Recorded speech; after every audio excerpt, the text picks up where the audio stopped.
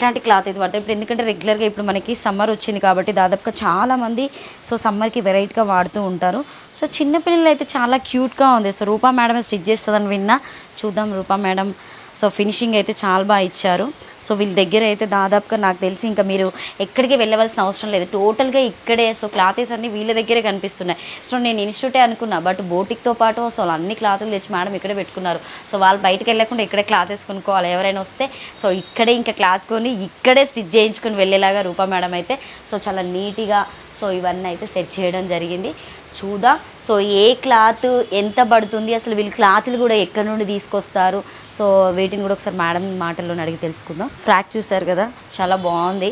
So yellow theme అనగానే ఎక్కువగా ఇప్పుడు ఫంక్షన్స్కి అయితే దాదాపుగా చాలా వరకు హల్దీ ఫంక్షన్స్కి అయితే ఈ ఎల్లో ఫ్రాక్స్ యూజ్ చేస్తున్నారు. సో ఎల్లో ఫ్రాక్ నిజంగా చాలా బ్యూటిఫుల్గా ఉంది. సో ఈ క్లాత్ కాటన్ అనుకుంటా, బట్ దీని మీద అయితే సూపర్గా పింక్ వచ్చింది.